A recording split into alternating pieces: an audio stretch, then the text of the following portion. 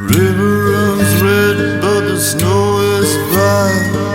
Cold, harsh, icy winter, freezing night. I can wrap my mind around what has happened here tonight.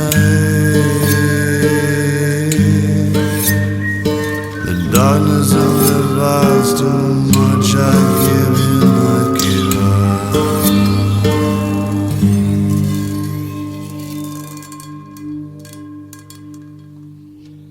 Una noche fría y oscura de enero, una joven mujer enmascarada atraviesa la nieve en un jardín de una casa en un pueblo pequeño en Suecia. Se mete por la puerta trasera y con pasos decididos sube las escaleras y entra en el dormitorio donde duerme la señora de la casa. Con la convicción de que actúa conforme a la voluntad de Dios, alza un arma. Bienvenidas y bienvenidos a Entre Tinieblas Nórdicas, el podcast en el que se relatan los casos policiales más misteriosos y escalofriantes de los países nórdicos. Abrígate y sumérgete entre las tinieblas de Suecia, Noruega, Dinamarca, Finlandia e Islandia. Hola Karin. Hola Linda. En el episodio anterior, el episodio 7, había cierta relación con la iglesia, porque teníamos unos protagonistas que se dedicaban a quemar iglesias porque eran satanistas. Sí, ese fue un episodio que hice con Sara, ¿no? Pero el episodio de hoy también tiene relación con la iglesia. Yo diría una relación con la iglesia más cercana. Ya vas a ver. Yo estoy bastante segura de que rápidamente te darás cuenta de qué caso se trata, porque esto es un caso muy conocido. Y en el manuscrito de hoy hay unas cuantas citas. Y pensaba que tú podrías leer las citas. ¿Te parece bien? Por supuesto, sí. Bien, porque así quedará más claro cuándo comienza y termina la cita, ¿no? Porque se escuchará otra voz. Bueno, vamos. Vamos.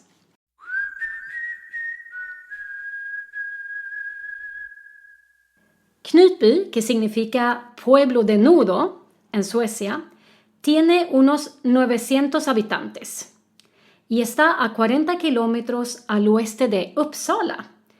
Y, ¿te acuerdas? Uppsala es la ciudad universitaria donde vivía Alexander Åhman, el estudiante secuestrado del episodio 5. Cierto, sí. Knutby tiene un supermercado, una escuela, una iglesia y poco más. Y está en el medio del bosque.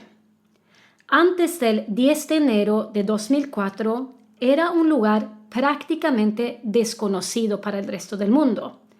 La policía casi nunca necesitaba ir. En Knutby hay una congregación evangélica Filadelfia. Y eso es diferente a la religión de la iglesia oficial de Suecia, que es evangélica luterana. En esta historia vamos a tener que recordar varios nombres. Y eso que yo he decidido dejar afuera a un montón de gente que también estaba involucrada de una manera u otra en esta historia. Pero vamos a concentrarnos en unas cuantas personas, las más importantes. Y vamos a empezar por hablar de Åsa, de 27 años, que llega a Knutby en 1992. Viene de una familia religiosa que pertenece a una comunidad cristiana protestante. Åsa acaba de pasar por un divorcio doloroso y también ha perdido su trabajo como pastora infantil en una congregación grande, entre otras razones porque la criticaban por tener una relación demasiado cercana y poco apropiada con los y las jóvenes de la congregación. Åsa siente que su vida está hecha trizas, pero ha conocido a un hombre 10 años menor, Patrik Waldau, que vive en Knutby, y ella se muda al pequeño pueblo por él. Allí en el pueblo, Åsa es bien recibida en la congregación y empieza a rehacer su vida. En ese entonces, la congregación en el pequeño pueblo estaba moribunda, casi solo había gente mayor en ella. Åsa trae ideas nuevas a la congregación y se convierte en pastora de la iglesia de Knutby. Y aquí pienso que debemos tal vez comentar, sobre todo para nuestros oyentes de países católicos, que, los curas católicos siempre son hombres, ¿verdad? Y no se pueden casar y tienen que vivir en celibato. Pero los pastores de la iglesia protestante pueden ser hombres y mujeres y se pueden casar y pueden tener una familia, tener hijos, ¿no? Y entonces Åsa es mujer y ella se convierte en pastora de la iglesia en Knutby. Y la iglesia Filadelfia organiza campamentos de verano para jóvenes por todo el país. Y Åsa invita a jóvenes que ha conocido en estos campamentos a venir a unirse a la congregación en Knutby. Y la congregación empieza a crecer gracias a ella. Patrick y Åsa se casan el día después de que Patrick se gradúa, cuando tiene 19 años. Y eso es bastante llamativo porque es muy temprano para... O sea, es muy raro que alguien de 19 años se case en Suecia, ¿no? La gente percibe a Åsa como una persona carismática, abierta, calurosa y guapa. Åsa fascina a la gente, crea enlaces cercanos con las personas que la rodean y sienten una amistad profunda con ella, pero siempre con cierto desequilibrio, porque ella es un poco mejor, un poco más importante que los demás. Al mismo tiempo que la congregación crece con nuevos miembros jóvenes que vienen de afuera, algunos de los miembros originarios mayores sienten que el ambiente ha cambiado a peor. El perdón y la piedad ya no existen. La atmósfera se ha vuelto dura y deciden abandonar la congregación. 5 años más tarde, en 1997, se muda otro personaje importante para esta historia a Knutby. Es el pastor Helge Fossmo, que viene con su esposa Helene y 2 hijos. Åsa y Helge se habían conocido en una escuela de estudios bíblicos. Las características típicas de la Iglesia Evangélica Filadelfia son que los feligreses tienen experiencias religiosas verdaderas, que Dios realmente les habla directamente, que creen en la existencia de los ángeles y los demonios y que Dios puede transmitirles sus mensajes en sueños. Helge acostumbra a dar testimonios de diferentes tipos que señalan que él tiene una conexión más cercana a Dios que los otros miembros de la congregación. En una ocasión, por ejemplo, muestra a la congregación que tiene arañazos en la mano que según él le había hecho un demonio. Åsa y Helge trabajan de forma muy íntima en la congregación y Helge pronto se convierte en el representante de la congregación. 2 años después de haber llegado a Knutby, Helge se enferma de diabetes y también sufre de fiebre y dolores inexplicables en el cuerpo. Se ingresa en el hospital, pero los médicos no encuentran nada aparte del diabetes, claro. Helge les había dicho a los feligreses que él se iba a enfermar y luego recuperarse y ponerse más fuerte. También habla sobre sus sueños en los que su esposa Helene se muere en una bañera. En diciembre, Helge y su mujer se enferman del estómago. Y Helge cuenta que mientras que él dormía, Helene se había ido al baño a ducharse. Helge sigue dormido cuando un vecino llega y lo despierta. Y los 2 se dan cuenta de que sale agua del baño. El baño se está inundando y cuando entran para ver qué pasa, encuentran a Helene muerta boca abajo en la bañera, con el camisón puesto. Las circunstancias que rodean la muerte de la esposa de Helge son extrañas. Sin embargo, después de haberlas investigado, la policía llega a la conclusión de que el fallecimiento fue a causa de un accidente. Helene se había resbalado en el baño, se había dado con la cabeza en el grifo de la bañera y había fallecido. En la autopsia encuentran que tiene una lesión en la sien que encaja con la forma del grifo de la bañera. Pero Helene también tiene una dosis extremadamente alta de una medicina analgésica que Helge toma contra dolor de espalda. No obstante, este dato cayó entre las grietas del sistema judicial porque los resultados del análisis de sangre llegaron demasiado tarde, cuando ya se había cerrado el caso.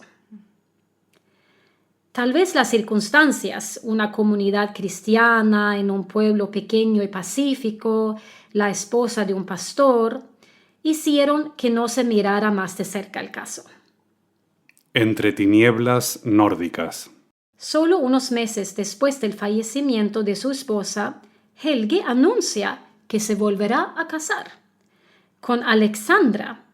Alexandra es la hermana pequeña de Åsa y en menos de un año efectivamente se casan. Alexandra solo tiene 20 años cuando se casan. Helge tiene 28 y es padre de 3 hijos. En esta época, Helge comienza a tener contacto con otra mujer, una mujer de nombre Sara Svensson, en la prensa comúnmente llamada la niñera. Ella llega a Knutby el mismo año en el que se muere la esposa de Helge, en 1999. Sara es una mujer de 22 años, muy alegre, muy buena persona, pero con una niñez algo complicada. Sara se casa rápidamente con otro hombre de la congregación, pero dice que nunca estuvo enamorada de él, sino que fueron las reglas de la congregación que la obligaron a casarse. Según muchos testimonios, Åsa maneja la congregación con una mano de hierro, controla todo lo que hacen los feligreses, y es ella quien decide cuándo alguien se va a casar y con quién. Sí, y aquí tenemos que comentar, ¿no?, que eso no es normal en Suecia, no. ni dentro ni fuera de la iglesia. O sea, normalmente la gente decide cuándo se va a casar y con quién, ¿no? Helge comienza a coquetear con Sara, la niñera, y rápidamente ella se convierte en su amante. O sea, estamos hablando de un pastor casado con 3 hijos en una congregación cuya fe cristiana desaprueba el sexo extramatrimonial. Como comenté antes, Helge se había enfermado de diabetes, pero aunque recibe el tratamiento correcto, sigue estando inexplicablemente enfermo. Según él mismo, está luchando contra demonios. Dios lo está poniendo a prueba y la única persona que lo puede ayudar en esta lucha espiritual es su niñera, Sara. Ella tiene que pasar las 24 horas con él en el dormitorio, incluso duerme con él, mientras que Alexandra, la segunda esposa del pastor, es mandada a dormir en el cuarto de visitas. La siguiente cita de Helge es de un interrogatorio policial cuando habla sobre Sara. Ella era especial porque Dios la había mandado en función de escudo contra el diablo. Los espíritus malos solo podían ser expulsados con sexo, así que tuvimos de tener sexo las 24 horas. Eso fue mi lucha espiritual constante. Ante la congregación, ni Helge ni la niñera dicen nada sobre el hecho de que la lucha espiritual consiste en tener sexo, aunque todos saben que la niñera vive con el pastor y que pasan todo el tiempo juntos.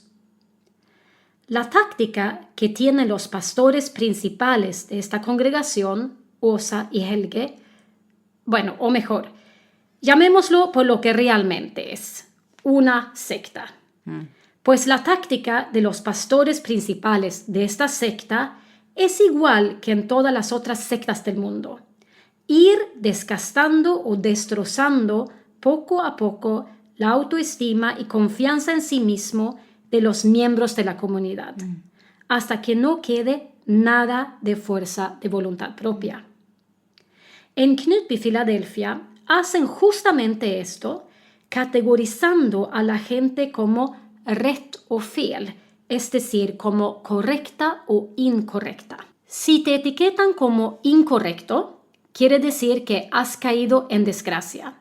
Dios ya no te quiere y te dejan fuera, te aíslan, te tratan como si no existieras.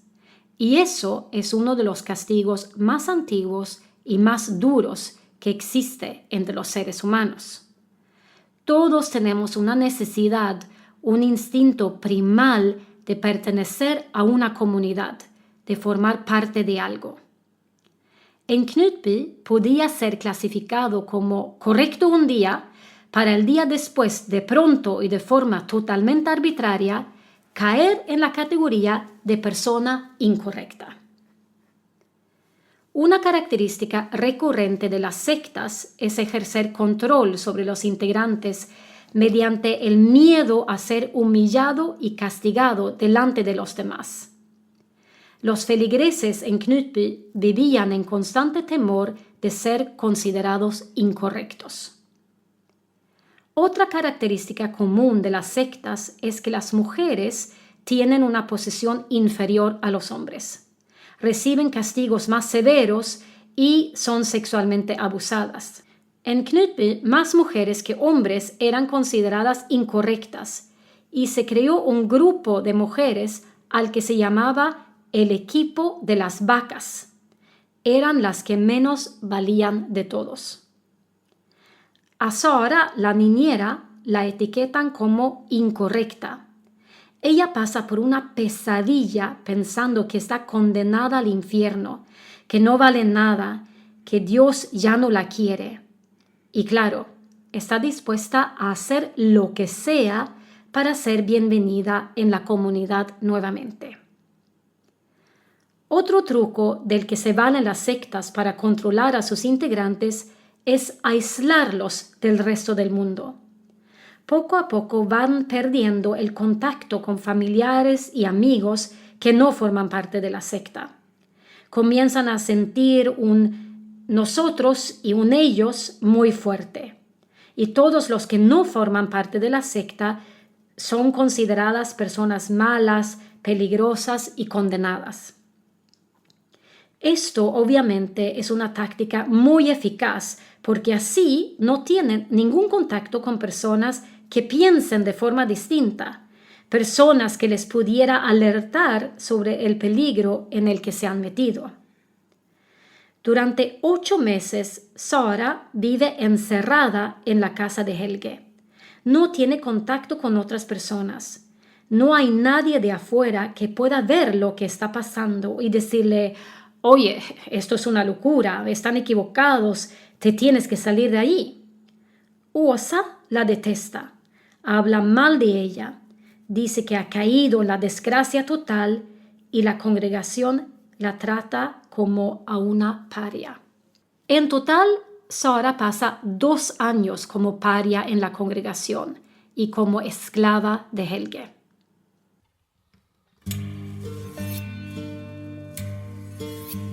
Ahora estamos a finales de 2003, 4 años después de la llegada de Sara al pueblo.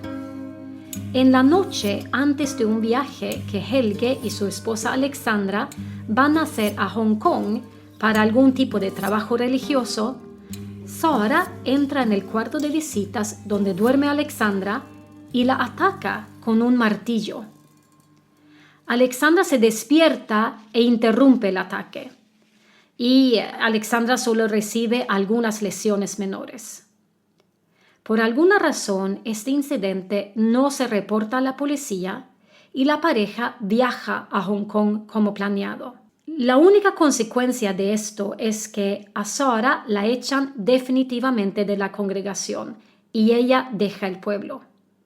A los feligreses se les prohíbe tener ningún contacto con ella, pero Helge sigue teniendo una relación cercana con ella sin que nadie lo sepa.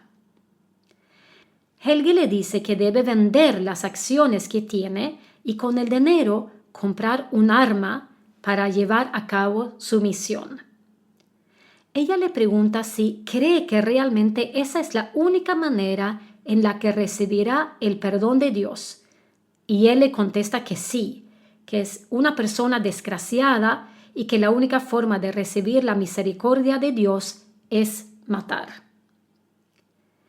Después de varios intentos fallidos, Sara consigue comprar un arma en Estocolmo. Los que se la venden también le muestran cómo funciona y le instruyen sobre cómo tiene que enmascararse y usar un silenciador.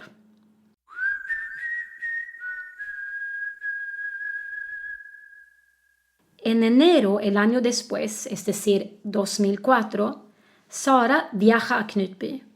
Aparca el auto a una corta distancia de la casa de Helge, se enmascara y atraviesa la nieve hasta la casa. Allí se mete por la puerta trasera, que según las instrucciones de Helge está sin cerrar. Para en el salón, saca su teléfono con la esperanza de encontrar un mensaje que diga que no tiene que hacer lo que ha venido a hacer, pero no hay ninguno. Y entonces, con pasos decididos, sube las escaleras y entra en el dormitorio donde Alexandra está dormida. Con la convicción de que actúa conforme la voluntad de Dios y que no le queda otra opción porque esta es la única forma en la que puede volverse correcta nuevamente, alza el arma y dispara. Primero le dispara en la pelvis. Luego se acerca más a la cama, apunta a la cabeza de Alexandra y dispara una segunda vez. Alexandra, de 25 años, se muere inmediatamente. Entretanto, Helge duerme en el cuarto de sus hijos y los disparos no le despiertan. Una vez realizada la voluntad de Dios de matar a la esposa del pastor, Sara abandona la casa y se acerca a la casa de los vecinos, el matrimonio de Daniel y Annette Linde. Toca la puerta y Daniel abre. Annette no está en casa. En cuanto Daniel abre la puerta, Sara le dispara en el pecho y en la cabeza. Cuando lo ve caerse hacia atrás, Sara sale corriendo. Tal vez no haya sido la voluntad de Dios bajo la que ha actuado la niñera, porque Daniel milagrosamente sobrevive. Helge lo acompaña en la ambulancia al hospital. Esto ocurre antes de que la policía encuentre a Alexandra muerta. Cuando la policía le cuenta a Helge que su esposa ha sido asesinada, se echa a llorar, pero se tranquiliza bastante rápido y les cuenta cómo Sara había atacado a Alexandra con un martillo unos meses atrás. Esto, junto con el hecho de que han encontrado huellas en la nieve fuera de la casa de Helge y Alexandra, huellas de la talla 38, resulta en una decisión de detener a Sara. La policía encuentra a la niñera en casa de su padre y la detienen. Ya en el primer interrogatorio, Sara confiesa haber disparado tanto a Alexandra como a Daniel. Dice que nadie más tiene nada que ver con este crimen, que ella tiene toda la culpa. Pero la fiscalía sospecha directamente que eso no es toda la verdad. La policía decide pinchar el teléfono de Helge y ahí descubren que Helge, pastor y padre de 3 hijos, viudo ya de 2 esposas, ex amante de la niñera que acaba de matar a su segunda esposa e intentar matar al vecino Daniel, pues este mismo pastor y la esposa de Daniel son amantes. En las conversaciones y los mensajes que estos dos intercambian, se les nota a los dos completamente indiferentes al hecho de que se acaba de morir Alexandra y que Daniel está gravemente herido en el hospital. Lo que expresan en sus mensajes es que lo único que quieren es tener tiempo y espacio para dedicarse a su relación apasionada. En uno de los muchos mensajes, Helge le escribe a Annette: Eres maravillosa, te echo de menos tanto que me duele por todas partes. Y Annette le contesta: Te amo, te amo, te amo, eres lo más hermoso que existe. Mi hombre maravilloso, eres todo lo que soñé, eres increíble. La policía también escucha una conversación que Helge tiene con otro miembro de la congregación, en la que le ordena que todo el mundo señale a Sara como la culpable del asesinato y del intento de asesinato. Dice que es típica obra del diablo que la policía esté buscando un posible instigador. La policía descubre que entre el asesinato de Alexandra y el intento de asesinato de Daniel, Sara ha hablado con alguien por teléfono, pero en los interrogatorios ella rehúsa decir quién. Se puede ver que ha tenido contacto con este mismo número telefónico miles de veces durante los meses previos a esta noche. Con la ayuda del testimonio de alguien que llama a la policía para hablar de Sara, descubren que este teléfono pertenece a, adivina quién, a Helge, claro. Sí. Y la policía detiene a Helge y a Annette, la nueva amante. La tranquila y pacífica, muy religiosa comunidad de Knutby se convierte en un caos siniestro. La prensa se vuelve completamente loca. Los teléfonos de los otros pastores de la congregación no dejan de sonar y el pequeño pueblo se llena de periodistas. Los que antes habían abandonado la congregación empiezan a hablar con la prensa sobre sus experiencias. Y lo que cuentan señala a lo que ya sabemos, que se trata de una secta. Obviamente los feligreses fieles niegan que Knutby Filadelfia sea una secta. Naturalmente, los lavados de cerebro no se dan cuenta de que se les haya lavado el cerebro. En eso reside el problema. Pastores de otras iglesias evangélicas se desasocian y rechazan la comunidad de Knutby Filadelfia. Es ahora cuando se empieza a hablar sobre la novia de Cristo. Aunque Åsa lo niega, hay muchos testimonios de feligreses que cuentan que la congregación creía que Åsa era la novia de Cristo y que en cuanto el Hijo de Dios regresara a la tierra, ella se iba a casar con él. En otras comunidades cristianas, el concepto de la novia de Cristo es más abstracto, es una metáfora para toda la congregación. Pero en Knutby Filadelfia se creía que la novia de Cristo era una persona real y que esta persona era Åsa. Otro de los pastores, Peter Gienbeck, cuenta que cuando él expresó dudas acerca de que la novia de Cristo pudiera ser una persona real, Åsa le habló diciendo: ¿sabes cuál es tu problema, Peter? Que piensas demasiado. O bien aceptas o bien te tienes que largar. Se creía que, o tal vez debamos decir que Åsa les había hecho creer que ella era mejor que todos los demás, que estaba por encima de los demás, que era la más correcta de todos. A ella le tocaba pasar el tiempo preparándose ante la llegada de su futuro esposo, Jesús, lo cual significa que no debía trabajar ni hacer los quehaceres de la casa. Se veía obligada a no esforzarse con nada más que rezar y verse guapa. Tenía unas mujeres de la congregación que le hacían todo en la casa. Limpiaban, porque la casa tenía que estar pulcramente limpia. Cocinaban, ponían la mesa, fregaban, etcétera, etcétera. Incluso calentaban la toalla de Osa en la secadora y se la entregaban caliente cuando ella salía de la ducha. Suena bien eso, ¿no? Vivían bajo la amenaza constante de hacer algo que le pudiera desagradar a la novia de Cristo, quien entonces se las podría etiquetar como incorrectas y así caerían en la desgracia. Estas mujeres no eran ni las sirvientas de Osa, porque no cobraban por su labor, eran prácticamente sus esclavas.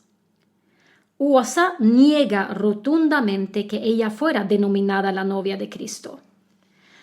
Ella cuenta en una entrevista que había comprado un anillo que representaba su devoción a Dios y que la gente supuestamente malinterpretó este hecho.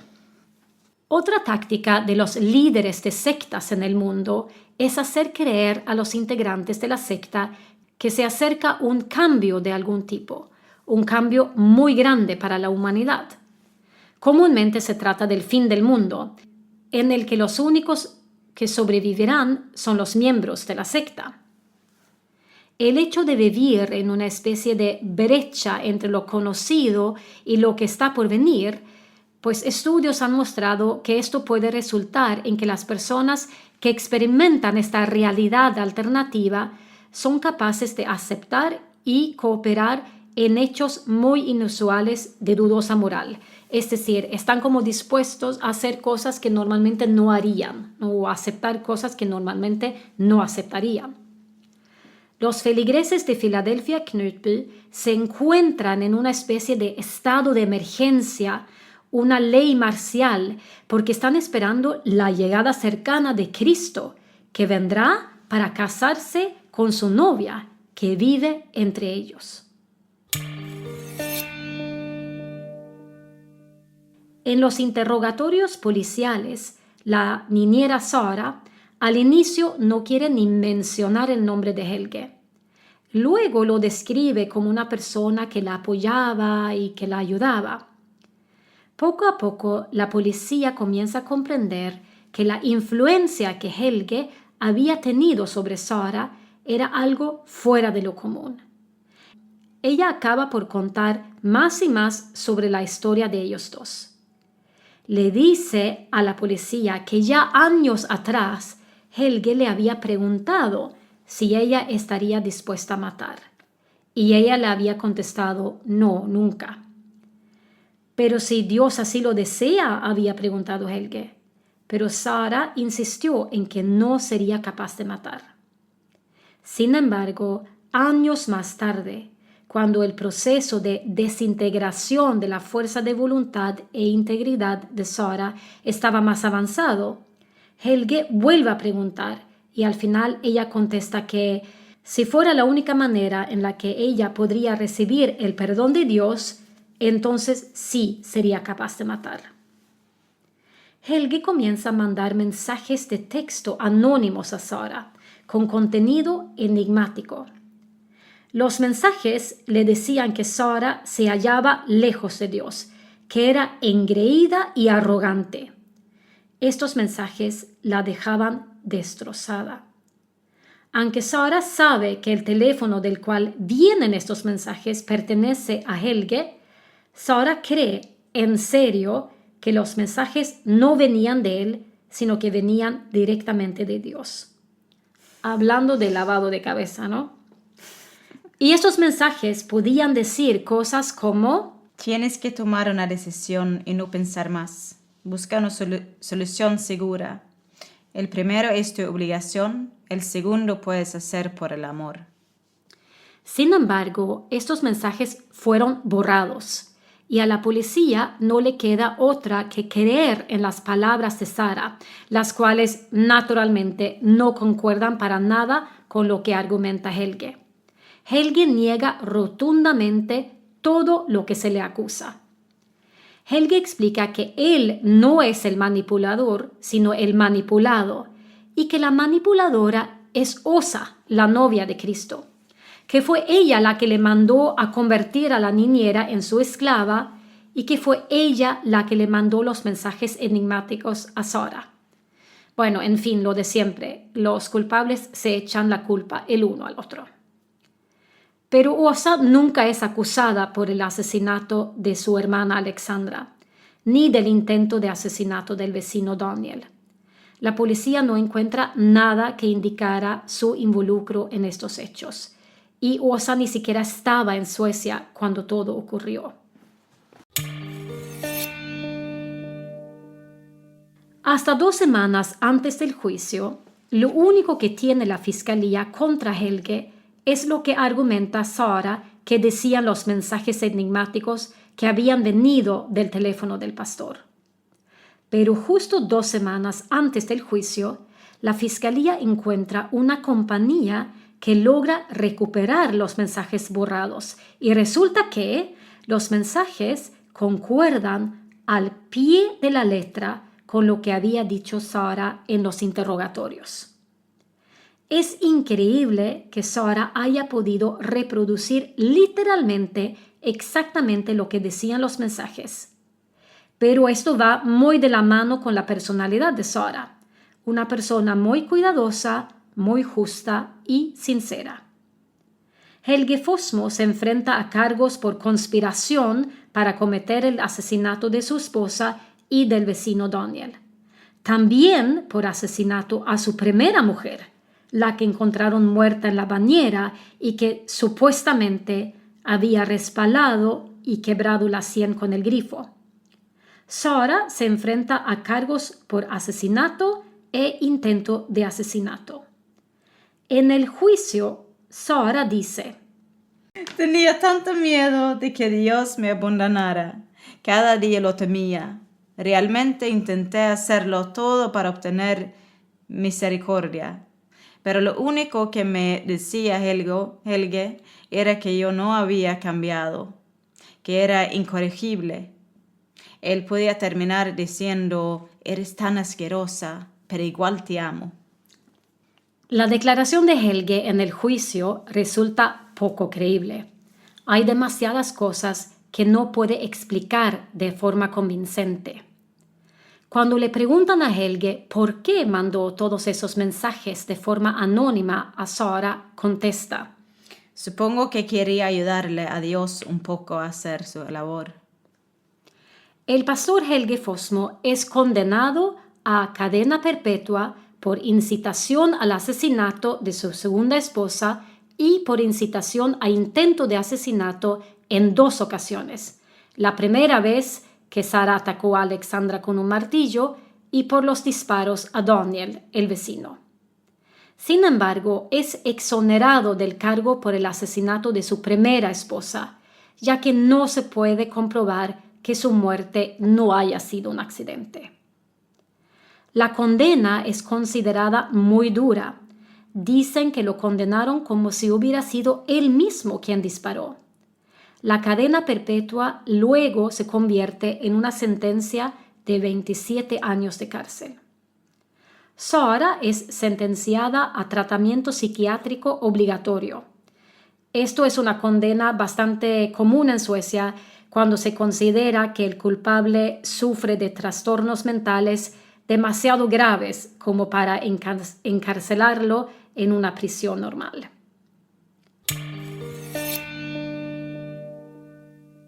Una vez que Sara y Helge están fuera del juego y la iglesia evangélica en Suecia rechaza la congregación de Knutby Filadelfia, la congregación se cierra todavía más y el culto a la novia de Cristo se intensifica. Otra característica típica de las sectas es que los líderes se aprovechan económicamente de los miembros. Frecuentemente se generaliza la idea de que no existen las pertenencias privadas, todo pertenece al líder. Los feligreses dan un 10% de todos sus ingresos a Åsa, aparte de constantes regalos en forma de joyas, ropa, ramos de flores, etc. Hacen todo por ella para que ella les etiqueten como correctos ante la cercana llegada de Cristo.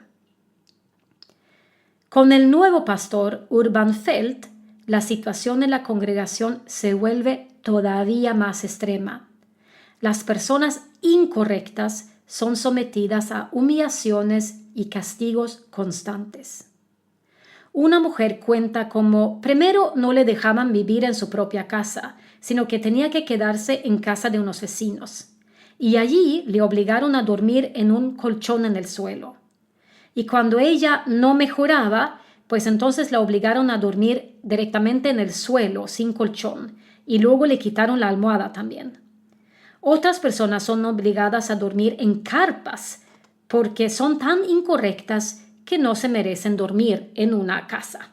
El mismo pastor Urban dice que en realidad fue Osa la que estaba detrás de todos estos castigos y que él mismo los sufrió. Osa se podía enrabiar con él por llevar la colonia equivocada o por haberse puesto la camisa equivocada o simplemente por masticar ruidosamente. Osa también es acusada por 14 casos de agresión física contra 6 personas diferentes. Se trata de actos como haber pisado fuertemente a una mujer, golpear la cabeza de una de sus sirvientas contra la pared, arrancarle pelo de la cabeza de otra sirvienta, morderle a una en la cara y pegarle a otra con un matamoscas. Son actos físicamente violentos, sí, pero yo pienso que delatan más que nada un maltrato y una violencia psicológica muy severa. Una de las sirvientas cuenta cómo había que pedirle perdón a Osa después de las palizas, porque le dolían las manos por haber golpeado tan fuerte. Sin embargo, la novia de Cristo solo es sentenciada a 120 horas de servicio comunitario. 2 otros pastores de la congregación también son sentenciados. Uno de ellos se había denunciado a sí mismo por palizas y coacción. El otro es acusado por explotación sexual de una persona dependiente. Era una feligresa joven de la congregación. Por todas partes del mundo existen hombres que son capaces de mentir, manipular y maltratar para saciar su anhelo por soberanía y satisfacer sus deseos sexuales. Pero debemos recordar que también hay mujeres que son capaces de mentir, manipular y maltratar para conseguir lo que quieran. Y tal vez estemos de acuerdo con que resulta todavía peor cuando estos hombres y estas mujeres lo hacen en el nombre de Dios.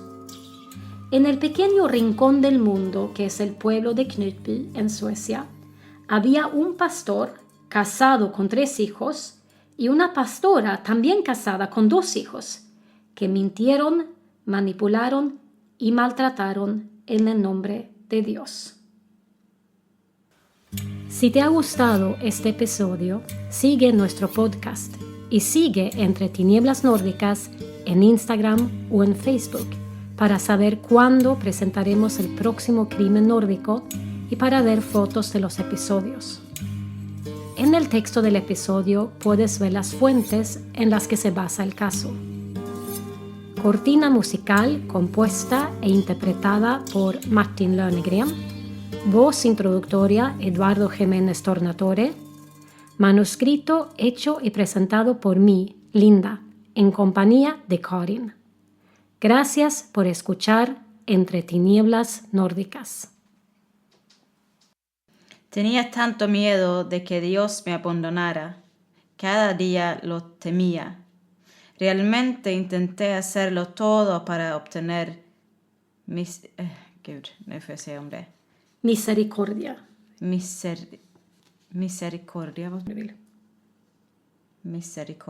Okay. Tenía tanto miedo de que Dios me abandonara. Cada día lo temía. Realmente intenté hacerlo todo para obtener Esa palabra sí es misericordia. Bueno, pienso que una cosa que podemos comentar es que Suecia no es un país muy creyente, ¿no?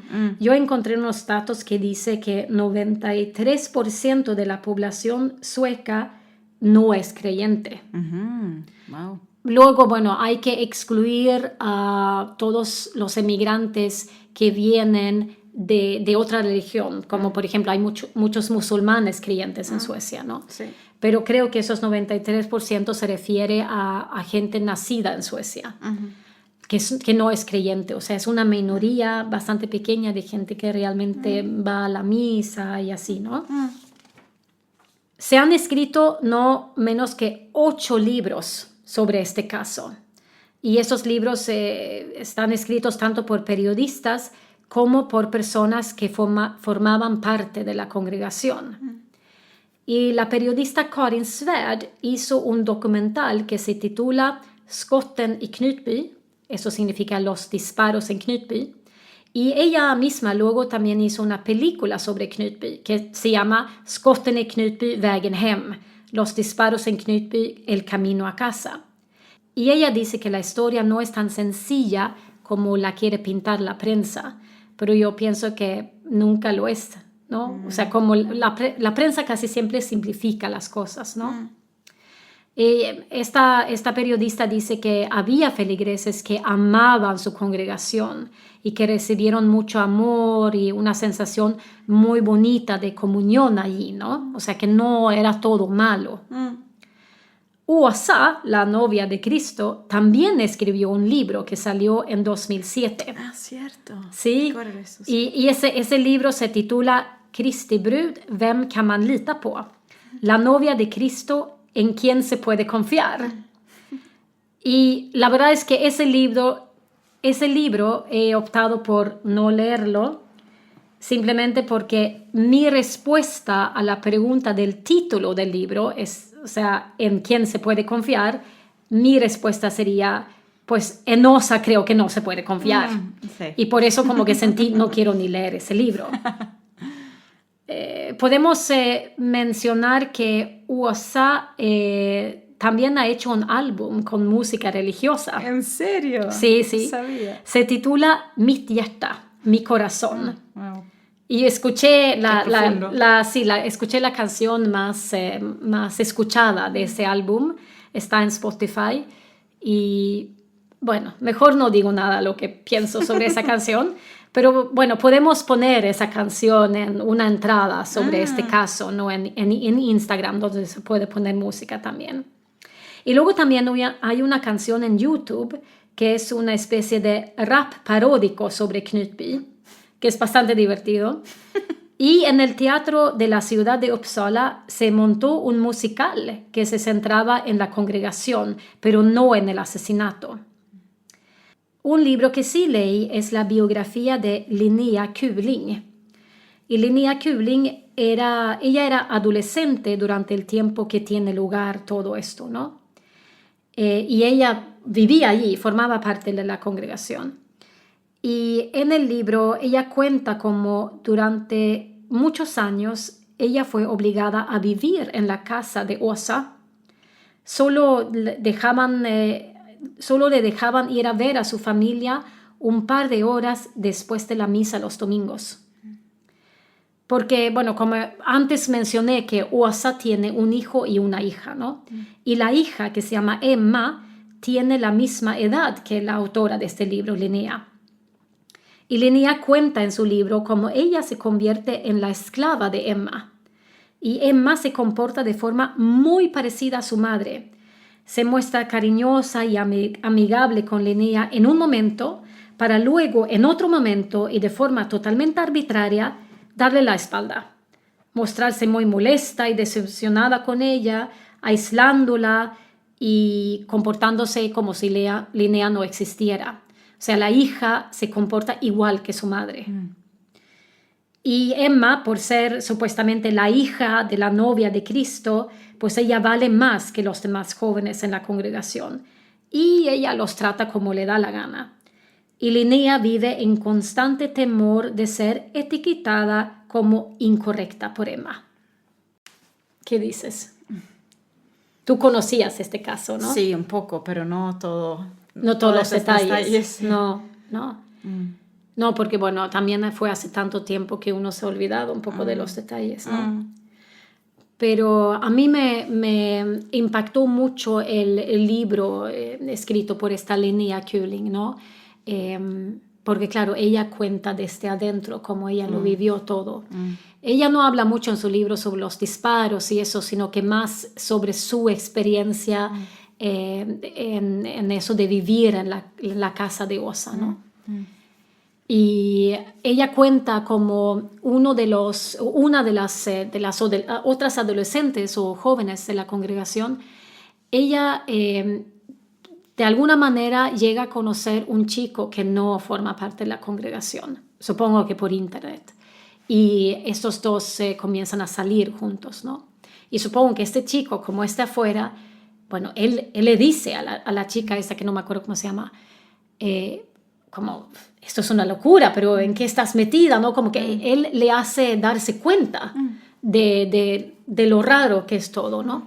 Y entonces esta chica decide abandonar la congregación. Pero los feligreses la tratan como si estuviera poseída por el diablo. O sea, cuando ella dice que se quiere ir, ellos como que, ay, tenemos que luchar contra el diablo que te ha poseído y así, ¿no? Pero ella es como muy fuerte y muy valiente, porque sus padres también están allí, o sea, toda su familia, ¿no? Todo, y abandona la congregación, se va, y se va a vivir en la casa del novio. Pero los pastores comienzan a fregarle tanto al novio que él al final se rinde y la deja. Y entonces ella no tiene dónde ir. Pero viven en Knutby juntos. Creo que vive en otra parte, no estoy muy segura. Creo que no cuenta el detalle exactamente dónde. Pero no tan lejos. No tan lejos, no. Pero ella entonces no tiene a dónde ir, es joven, no puede mantenerse sola, ¿no? Y entonces tiene que regresar a la congregación y como admitir que, bueno, sí, fui poseída por el diablo, pero ahora ya estoy bien de nuevo. O sea, realmente terrible. Wow. Sí. Mi exnovio estuvo en la casa de Helge. Así. En la fiesta de Midsummer. Así. ¿Pero por qué? Porque un amigo de él vive ahí, en la casa. Pero, en la casa ahora. En la casa. Sí. O sea, como en la ex casa de Sí, Helge. en la ex casa de Helge, sí. no, es como la... Sí. Wow. Y también me sacó fotos de adentro de la casa, así como Feliz Midsummer, así como... Qué locura. Sí. Lo que a mí me llama mucho la atención es que cuando uno mira fotos de Helge, se ve como bastante mayor. Sí. Y no lo era. No era me sorprendí jovencito, eso tenía cuando- menos de 30 años. Sí, no puede ser. No, yo en mi Parece mente como- era un señor, Sí, así un como señor. cincuentón o Sí, así, ¿no? Sí. Pero eran todos muy jóvenes. Es increíble.